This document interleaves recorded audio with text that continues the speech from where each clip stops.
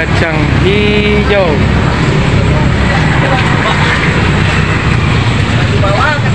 Mantap, mantap. TKI, di TKI ini bubur kacang hijau.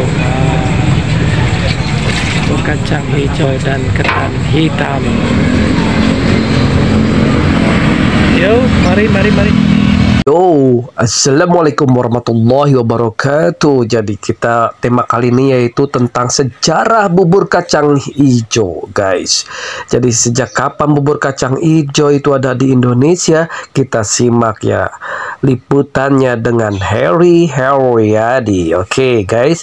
Jadi bubur kacang hijau ini atau yang lebih dikenal dengan burjo ya, merupakan salah satu kuliner Indonesia yang bisa dijumpai dengan mudah di kedai atau warung pinggir jalan. Saya juga suka, guys. Jadi Papa Harry ini suka bubur kacang hijau, apalagi bubur kacang hijau khas Sunda ya, yang ada tutung, sedikit tutung, kemudian dikasih santan, kemudian dikasih aci ya. Kalau khas Sunda itu suka dikasih aci, ada aci-acinya gitu ya, ada aci-acinya. Apalagi bubur kacang hijau dan campur ketan hitam, tetapi yang dingin, guys. Jadi dicampur es serut, kemudian dicampur segala macamnya, ada candil dan lain sebagainya. Wah, mantap sekali, guys. Jadi banyak tempat yang menyajikan variasi bubur kacang hijau ya. Jadi bukan hanya bubur kacang hijau ketan hitam, biasanya di warung Madura itu bubur kacang hijaunya itu bubur kacang hijau dan ketan hitam campur roti gitu ya. Tetapi kalau di Sunda itu ada yang campur roti, ada yang campur es kelapa, kemudian ada campur es kopior, kemudian ada sirup dan lain sebagainya. Banyak sudah modifikasi dari bubur kacang hijau ya, guys ya. Jadi asal muasalnya bubur kacang hijau itu dari mana ya? Jadi bubur kacang hijau itu adalah sebuah kuliner yang dibuat dari bahan dasar kacang hijau, namanya juga kacang hijau, yang direbus bersama dengan gula hingga empuk lalu disajikan bersama dengan siraman kuah santan. Wah, nikmat.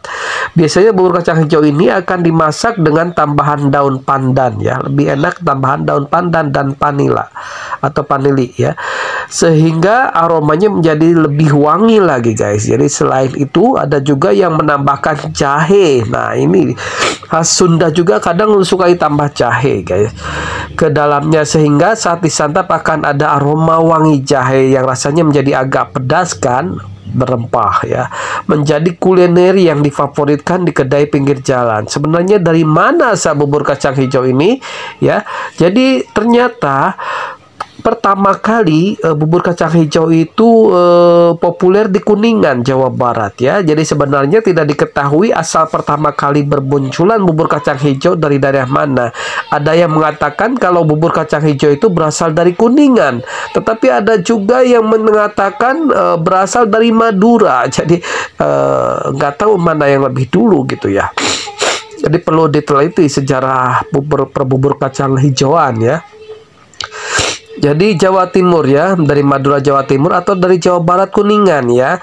Meski asalnya masih diperdebatkan, tapi pastinya kedai bubur kacang hijau pertama kali muncul di daerah Kuningan. Jadi kalau kedainya muncul pertama kali di daerah Kuningan, tetapi asalnya bubur kacang hijau itu masih dualisme. Ada yang percaya dari Madura karena banyaknya bubur kacang hijau Madura, tapi di Sunda juga sudah ada, guys, dari dulu ya.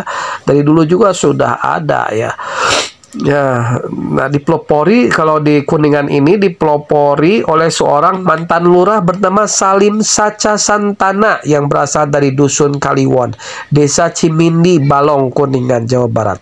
Beliaulah yang pertama kali mencetuskan ide pada sekitar tahun 1940-an untuk membuka warung yang menjual bubur kacang hijau dengan harga yang murah sehingga bisa dinikmati oleh semua kalangan. Jadi muncul muncul untuk memperbaiki kondisi ekonomi waktu itu ya.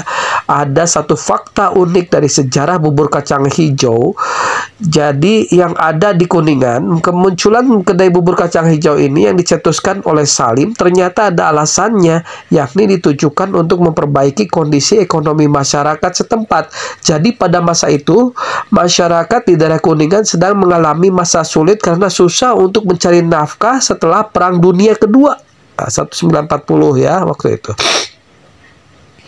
Untuk meningkatkan kondisi ekonomi, Salim mengajarkan masyarakat setempat untuk berdagang bubur kacang hijau. Mengapa bubur kacang hijau? Alasannya adalah karena jika berdagang makanan yang mengandung nasi, beras pada masa itu sedang sulit untuk didapat. Jadi beras, nasi itu waktu Perang Dunia Kedua itu sulit. Ya bukan hanya di Jepang dan lain sebagainya, ternyata di Indonesia juga sulit. Bukan hanya di Cina ya. Di Cina ada kisah IP Man itu waktu IP Man yang keberapa itu? IP Man itu waktu Perang Dunia itu juga mendapat kondisi tekanan dari Jepang, susah beras waktu itu ya. Nasi beras itu sangat susah. Sedangkan untuk kacang hijau yang memiliki kandungan karbohidrat dan protein bisa mengenyangkan perut. Maka solusinya adalah menggunakan bubur kacang hijau. Jadi awalnya bubur kacang hijau itu menggunakan gerobak pikul guys. Kalau di Sunda ya, gerobak pikul ya. Sejarah bubur kacang hijau ini dimulai dari gerobak pikul yang terbuat dari kayu atau bambu, tambang ijuk dan tali ya. Jadi kayu, bambu ya, bambu untuk di punggung biasanya ya. Kemudian tambang ijuk antara kayu dan kayu yang ada di punggung. Kemudian ada ijuk, tali ijuk ya. Tali ijuk itu untuk menopang kendi ya, biasanya kendi. Jadi gentong ya, biasanya gentong dari tanah liat ya. Nantinya akan diajarkan secara keliling dari desa ke desa. Sementara untuk wadah menyantapnya ini awalnya tidak menggunakan mangkuk. Jadi zaman dulu itu tidak menggunakan mangkuk, belum ada mangkuk zaman waktu itu gitu ya. Melainkan menggunakan piring berukuran besar yang biasa digunakan untuk menyantap nasi. Jadi waktu itu masih pakai piring guys ya. Lalu beberapa tahun kemudian para pedagang bubur kacang hijau mulai membuka kedai sederhana di pinggir jalan yang terletak di kota Kuningan. Dari sinilah dimulai kuliner bubur kacang hijau di kedai pinggir jalan. Kemudian penyebaran warung bubur kacang hijau ini sebenarnya terbilang cukup pesat karena antusiasme dari masyarakat yang menyukai kuliner ini. Cabang dari warung bubur kacang hijau pertama kali ada di daerah Yogyakarta. Jadi tadi pertama kali didirikan di Kuningan ya. Kemudian cabangnya sendiri yang pertama kali ada di daerah Yogyakarta. Para pedagang kacang hijau ini dari Kuningan mulai mencoba untuk merantau dengan membuka warung bubur kacang hijau di beberapa kota besar. Kota besar pertama yang dipilih adalah Yogyakarta. Baru setelah berhasil Yogyakarta, mereka mulai membuka warung kacang hijau di Semarang, Jakarta, dan kota besar lainnya. Kebanyakan warung bubur kacang hijau itu buka 24 jam guys ya, dari dulu juga ya. Nah, ya, makanya kalau kedai bubur kacang hijau khas Sunda itu dia 24 jam guys. Jadi beda dengan warung tenda yang bubur kacang hijau Madura ya, biasanya nggak 24 jam, hanya malam aja gitu guys. Tapi kalau bubur kedai kacang hijau itu ya biasanya nggak hanya bubur kacang hijau guys ya. Jadi di pinggir jalan bubur kacang hijau ada juga mie, biasanya Indomie telur ya, Indomie rebus telur dan sebagai Indomie goreng gitu ya. Nah itu khas Sunda. Jadi khas Sunda itu biasanya menyatu dengan Indomie telur, kemudian ada juga makanan ringan dan lain sebagainya, ada juga rokok, ada juga gorengan dan lain sebagainya. Bubur kacang hijau khas Sunda ini 24 jam biasanya guys ya, karena berbentuknya warung setengah permanen gitu ya guys ya. Bahkan ada yang permanen gitu ya. Kalau yang bubur kacang hijau Madura itu tidak permanen, dia biasanya pakai tenda. Jadi buka 24 jam kalau yang bubur kacang hijau khas Sunda ini, atau dari malam hingga pagi hari ya. Kemudian dijadikan sebagai menu sarapan pagi hingga makan malam. Itulah sekilas sejarah mengenai bubur kacang hijau. Gimana minat guys? Untuk rasanya bubur kacang hijau itu lembut ya, menggunakan biasanya kalau yang khas Sunda itu menggunakan aci ya, ada aci, ada juga kolang kaling gitu kan, ada juga yang dicampur bubur kacang hijau dicampur apa kolak, kayak kolak ya, itu apa ubi-ubian, kemudian kentang dan lain sebagainya, atau apa boled kalau di Indonesia, ubi kayu dan lain sebagainya. Ada juga variasinya. Jadi tergantung minat. Kemudian ada yang pacar digabungkan dengan pacar, kemudian ada juga digabungkan dengan kue-kue basah dan lain sebagainya ya.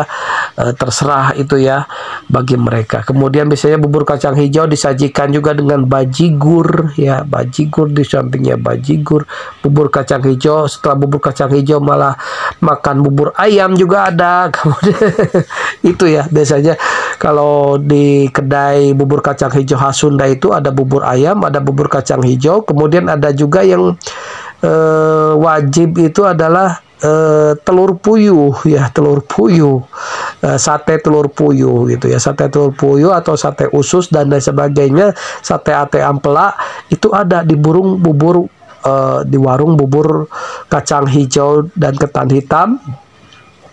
Walaupun di situ tulisannya berkata kacang hijau dan ketan hitam, tetapi biasanya ada bubur juga, ada bubur ayamnya ya. Oke guys, segitu aja sejarah bubur kacang hijau. Selamat menikmati. Assalamualaikum warahmatullahi wabarakatuh.